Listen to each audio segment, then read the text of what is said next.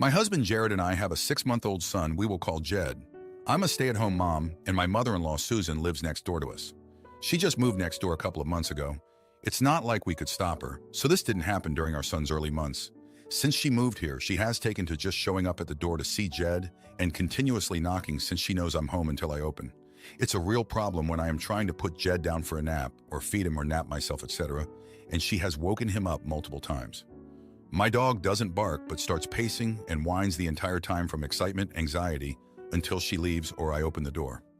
Susan showed up 2 weeks ago knocking after I told her the day before that Jed was teething and sleeping terribly. She came right as I had gotten him to sleep and woke him up. I told her at the door it's not a good time, and she said she'll come back later. I told her to please text me so I can make sure he's awake first. It took 2 hours to get Jed back to sleep, and she comes over 10 minutes after I get him down without texting me and wakes him up again. I didn't answer the door. I have a Ring camera, and she stood there for 15 minutes knocking every few minutes or so. After 15 minutes, she finally texted me saying she's here to see Jed. I texted her back saying he's sleeping, and I will let her know when she can come see him, and then she finally left. When Jared got home and I told him everything, he went to talk to Susan and told her she needs to text me, asking if the time works before just showing up, as she keeps waking up Jed. She said she understood and she would only come over when she knows he's awake. He told her to only come over when I say it's okay. Susan has now taken to standing outside our front door and listening to see if she can hear Jed. It's a small old house, so if he's baby talking or crying, you can usually hear it. If she can, she'll knock and stay knocking until I answer. I've taken to just ignoring her and taking Jed and my dog into the backyard or as far from the front door as I can get and playing until she gives up, and I see her leave on the camera. I told my husband, and he agrees with me not letting her in unless she texts me first, regardless of whether Jed is awake or not. My father-in-law Grant, who is divorced from Susan, texted me and Jared yesterday about how she is hurt and how we are being cruel by ignoring her and how she's always wanted to be a grandma and she deserves an opportunity to bond with her grandson. She hasn't seen him in over a week. We were out of town over the weekend and made a Facebook post about how much she misses him. Susan's siblings were commenting about why she can't see him being next door, and she said we weren't allowing her to for no reason. Between Grant and aunts uncles, I am beginning to feel like an AH, but I'm not sure that I am one. Jared did text his dad back, explaining, but Grant said that we are being petty. Edit. Quite a few people have told me to get a sound machine, so thought I'd say we do have a white noise machine we use when he's sleeping, but he is just a light sleeper. Plus, we have single pane windows. Edit. A lot of people also telling me to just let her watch him when she wants and then have time to myself. But she is not a trustworthy caretaker. We will not allow her to watch him unsupervised. Now for a few comments before the update. Comment 1. Not the idiot, but absolutely clear it up so she can't twist the narrative. She's being stalker level crazy. Tell them you have videos of her just standing outside your home until she hears something and then knocking for upwards of 15 minutes. Explain that you have a teething baby who's not able to sleep because grandma knocks all the time and won't respect boundaries. Tell them that you have not banned her from seeing her grandson, only that you told her she's not allowed over unless she texts you and you say it's a good time. She has yet to respect you and your husband's boundaries, so you're not letting her in while you try to take care of your son. Honestly, just stating you have videos of her literally lurking outside your home and then pouncing on your door for 15 minutes at a time will make any sane person think your mother-in-law was off her rocker. Comment 2. Your mother-in-law has lost her sense of boundaries for whatever reason, and you are not the idiot for asserting your right to privacy and independence. Your husband will need to be more forceful in explaining the expectations you and he have of your mom visiting.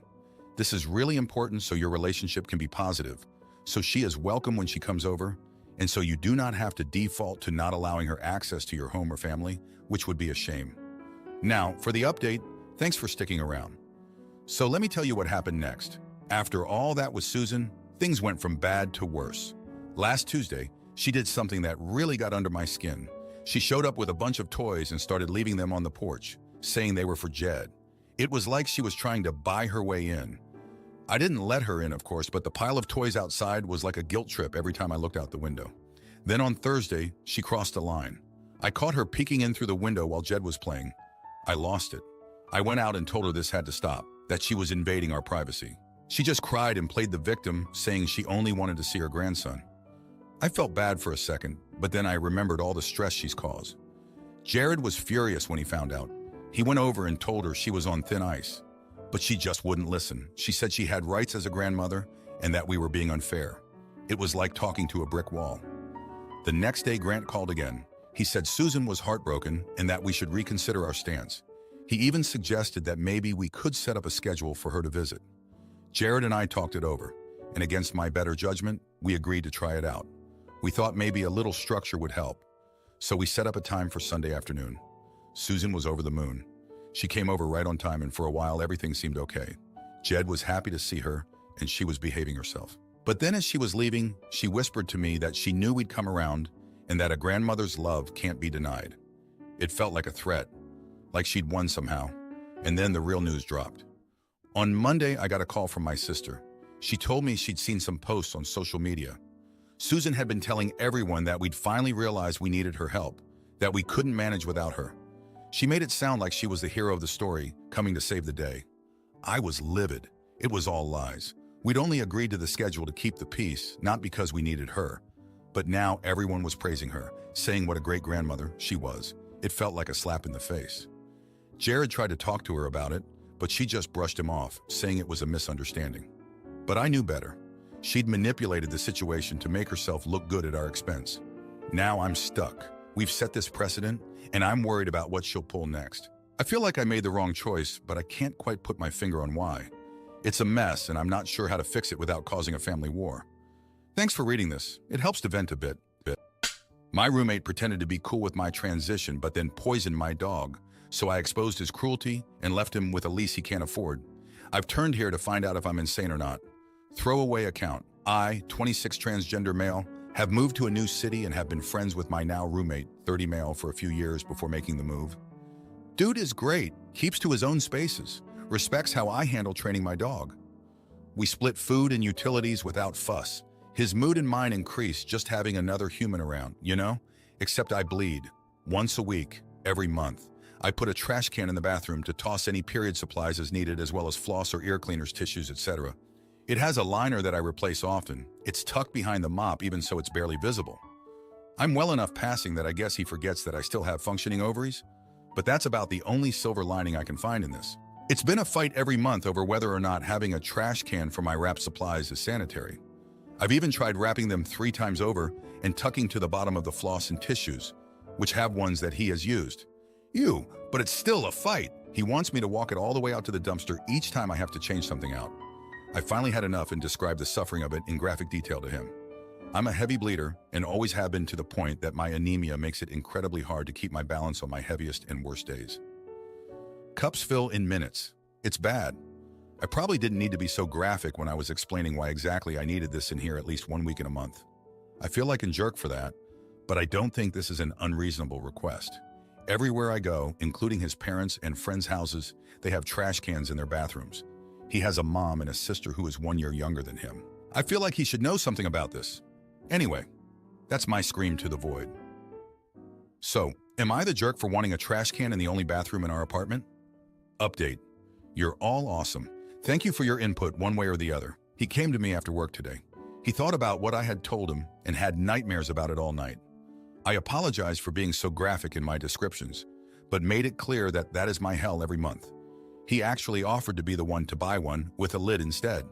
He went on saying that it wasn't really something he should have been upset about, and he didn't really understand how bad it could be until I described it. Apparently, his mom and sister rarely ever got periods, and he didn't know when they did. He thought they just removed them immediately each time. He ended up messaging one of our mutual friends, Jane, from the comments where I had taken a picture of their bin and sent it to him saying, "See?" She had laughed at him, and he realized it was a ridiculous thing to be upset about when she described the same thing she goes through. Anyway, he's always been a pretty decent dude. I'm glad you're all so protective over bad or unjust roommates. Thank you for your worry on that. I could have used this kind of resounding support with one of my exes. Haha. For everyone who is concerned about my bleeding levels, you're right, it is abnormal. But it's my normal. At least that's what all 4 of my previous gynecologists have said. I had been tested for PCOS and endometriosis. The first time I fainted in high school, they put me through so many blood tests I ended up having a fear of needles develop. But I don't think I have been tested for adeno, as was suggested by comments. I'll make another appointment with a new OBGYN here in my new city and bring it up with them. I appreciate everyone's concerns on that. I've always been told it's because I'm a tiny 90 lbs dude with bad bleeds though. I don't know if anyone wants an update on that or not, haha, but I figured I'd at least show it was a good ending all in all. Thanks for making me not feel insane. Now for a few comments before the update. Comment 1. Not the idiot. Having a toilet trash can is the standard in most countries with plumbing issues or houses with a septic tank, as anyone raised in the countryside might relate to, in addition to being a necessity for periods. He is being intransigent and unwilling to accept something that, honestly, he'll most likely be forced to accept as he grows, travels, finds love, and moves outside of his bubble. Comment 2. Not the idiot. Period phobia pisses me off. I get obnoxious about it. How dare someone make you feel ashamed about your body doing its thing? I like to use the phrase uterine lining sloughing, but that's me. A covered bin is a good choice. But if the dude is straight and is going to have a girlfriend and daughters one day, he needs to get over it. Now for the update, thanks for sticking around. So the roommate situation took a turn. Remember how he was all understanding after our last talk? Well, turns out he was just putting on an act. He started acting weird like he was hiding something. I didn't think much of it at first, but then I found out he'd been talking to my ex behind my back. Yeah, the same ex who made my life miserable. They were plotting something and it had to do with me, but I couldn't figure out what. I was already feeling betrayed when another bomb dropped. My dog, the one thing that's been my constant companion, suddenly got sick. I was frantic, taking him to the vet, trying to figure out what was wrong. The vet said it looked like he'd been poisoned, but couldn't tell how or by what. I was devastated and confused. Who would do such a thing? Then things at home got even worse. My roommate started bringing up the trash can issue again, saying it was causing problems with the plumbing. I knew it was a lie because I'm careful about what I throw away, but he was insistent and it led to another huge argument. I couldn't believe it. After everything, we were back to square one. Amidst all this, I was still struggling with my health. The bleeding hadn't gotten any better, and I was waiting for my appointment with the new OBGYN. It was like everything was piling on, and I had no one to turn to. But then the roommate did something unexpected. He came to me, looking all guilty, and confessed that he'd been the one to make my dog sick. He said it was an accident, that he'd left something out that the dog got into, but I didn't buy it. It was too much of a coincidence with everything else going on. I was furious, heartbroken, and felt utterly alone. I had to make a decision about what to do next. I couldn't stay with someone who'd hurt my dog, even if it was an accident. I started looking for a new place to live, but it wasn't easy with my health issues and the dog's vet bills piling up. In the end, I decided to confront my ex and my roommate together. I wanted answers. The confrontation was intense.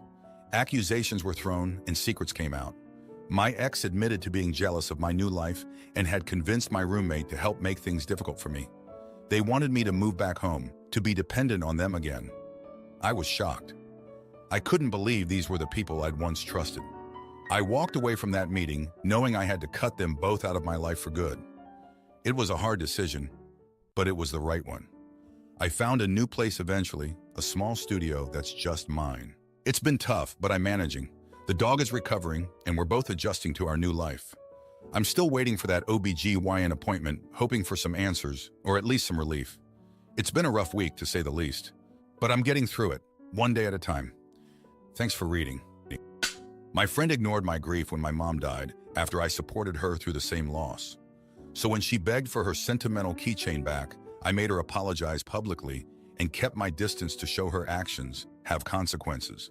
I, 23-year-old female, lost my mom suddenly late last year, 2 days before New Year's and 11 days before my mom's birthday. My friend, 23-year-old female, lost her mom when we were 17. We went to a dormitory school. When she lost her mom, I was there for her. I slept by her side for 6 months, fed her sometimes when she's low on energy, and even bought her a new blouse as she said her mom promised to buy it for her before she passed. I am not active on social media. The only way I announced my mother's death was to our high school group chat and through my WhatsApp status. Many of my former classmates gave their condolences, and 2 of my closest friends called me constantly for 3 days to make sure I'm not alone. She, however, never said anything. She saw my message in the group chat, saw my status, and didn't even give a reply. Not even a simple WhatsApp sticker. I didn't do anything about it. On my mom's birthday, I messaged her, "Hey, you know my mom died last year, right? It's her birthday today. Can I call you for a bit so that I'm not alone with my thoughts?" She replied with, "Oh yeah, I'm sorry for your loss. Don't call me. I'm busy today. I'll call you when I can. She never called. Last week, our friend group finally managed to hang out for the first time in 6 months due to our busy schedules. That day, everyone gave their condolences to me personally, except her, who stayed quiet. While chatting about various things, the topic turned to her missing her mom. She cried and told us that she has a mini pillow keychain made from her mom's clothes, and the scent always soothes her and makes her cry. I ended up crying a bit and subconsciously said, yes, same. She stopped crying and said it's not the same. I asked how, and she said because her mom passed 6 years ago, her scent becomes faint while mine is still fresh. She told me that I'm downplaying her grief. I snapped, stood up, and told her, how am I downplaying your grief when I acknowledge your feelings and said I related to it? You weren't even there for me when my mom died, and this was our first conversation in 3 months. I also reminded her about the things I did for her when her mom passed and stormed out of the cafe. One of my friends followed me and comforted me. I never went back and went shopping alone, then went home. Later that night, I apologized in the group chat for ditching them. She replied telling me I'm a jerk for the things I said to her and for ditching the group when it was the first time in a while we managed to gather together. I told her I'm sorry for ditching them, but I'm not apologizing to her because my feelings were valid too. 2 of her closest friends said I'm the jerk while the others are on my side, but some say I should still apologize a bit. Now that my mind is clearer, I feel like I am the jerk for lashing out like that. She did lose her mom at a young age while I lost mine during my adulthood, so her grief may be greater than mine. Edit, I space out quite a lot. While she was talking about the pillow thing, I was in a half daze and mumbled, yeah, same. I have learned that subconsciously may not be the right word to use. English isn't my first language, sorry. Edit, spoiler, I have decided to apologize a bit. I am planning on explaining in the group chat about my feelings, how I felt at the time, and how her actions hurt me while also apologizing to her for how I may have hurt her. I am not comparing grief or making it into a competition, but I do understand that grief works in many ways. I have also decided to no longer consider her as my friend for my mental well-being while still being in the friend group but distancing myself a bit. This decision may upset some of you guys, but I feel that this is the best for my mental well-being. Now for a few comments before the update. Comment 1. Not the idiot. I'm very sorry for your loss, OP. You're the idiot votes are crazy. Your friend was the one who started the Grief Olympics when you were trying to be supportive after she ignored properly acknowledging what happened to you not once, but twice. Does she have no empathy? I can understand the first time that perhaps she felt it may trigger her own grief again if she were to hear about your feelings after your mom's passing. But you would have not been a jerk in any way if you had distanced yourself from her after that. There is some level of understanding and grace that needs to be given at times to maintain friendships, but your friend seems too self-centered to be worth that effort. Comment 2.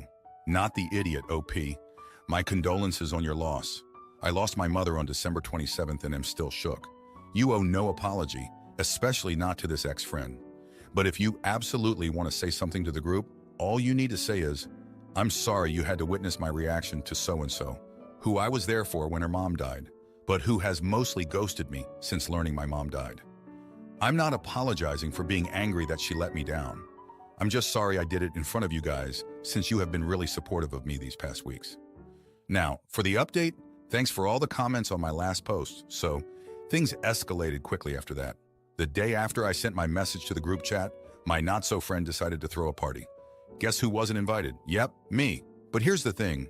She held it at our mutual friend's place, the one who comforted me that day at the cafe. I found out through a slip of the tongue from another friend who assumed I was going. The betrayal stung, but it also lit a fire in me.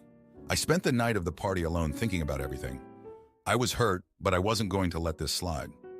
The next day, I heard from the grapevine that she had lost that precious keychain during the party. She was devastated, and I couldn't help but feel a twisted sense of satisfaction.